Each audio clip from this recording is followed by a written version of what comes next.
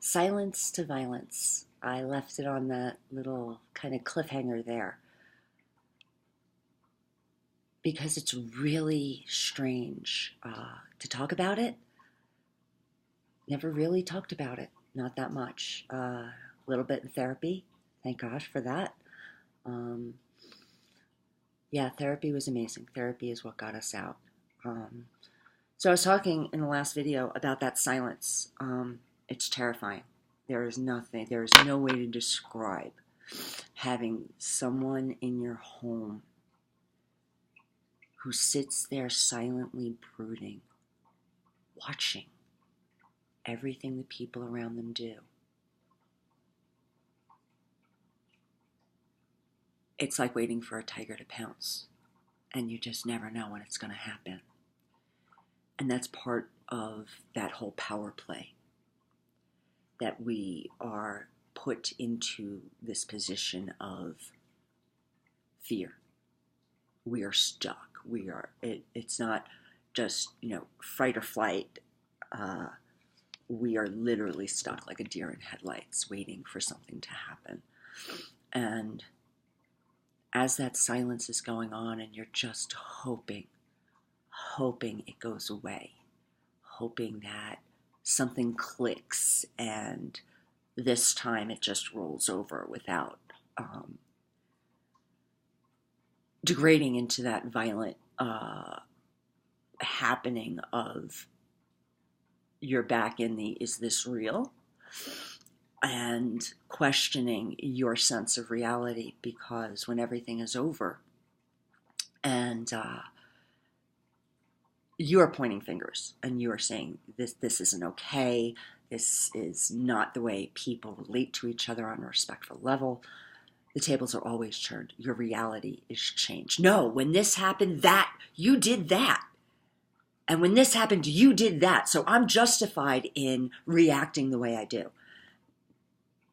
And you just sit there saying, wait, is that what happened? I don't remember what happened. I want to get this right, because if I get it right, if I can see exactly where everything fell apart, then we can keep it from falling apart and we'll be okay. Except it's not okay. For some reason, even when you clearly see this is the way this happened, and maybe we can approach it differently. We aren't going to approach anything differently. It's on you. As the victim, if you've been through the cycle, unfortunately, you do become the volunteer. And it is on you to save yourself and or your children, and not the person who is hurting you. For a very long time, I've grappled with these relationships and recreated them, and over and over and over and over and over again. My best friends, my siblings, my husbands, my kids.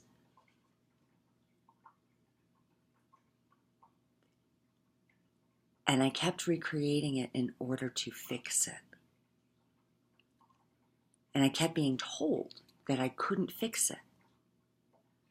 But I truly couldn't understand. I've been through AA. I've been through NA. I've been through Al-Anon and Alateen as a kid. I kept trying to make sense of that which really is nonsensical. Because what these narcissists do is they bend the reality in such a way that there is bits of truth in the midst of everything, so that the victims can sit there and say, wow, that is what happened, to a degree. And because of the language, the words that are used, that reality does become extremely murky and gray and hard to discern, particularly when the interactions are just between 2 or 3 people. There's no one there to put in an objective point of view, and even if there were, that gets discounted too. And the whole insidiousness of it is that the people in the home get just enough care, love, affection, obligation from the abuser that they wonder, am I expecting too much? Because we're told we expect too much, that are expecting to be able to do things like buy sneakers and books and pay for extracurricular activities. Things like that are superfluous too. And in my childhood, it was cigarettes and alcohol, lots of it, and clothes and shoes. And the narcissist's needs, wants, and desires are always primary. And everyone else comes after with great resentment. And we are told that we are being greedy, that we expect too much for basic everyday needs, as they take care of whatever it is they want in the moment to fill whatever hole they need to fill. And that's just a whole different video that's going to talk about that mental health disorder that we just can't fix. So we need to fix ourselves.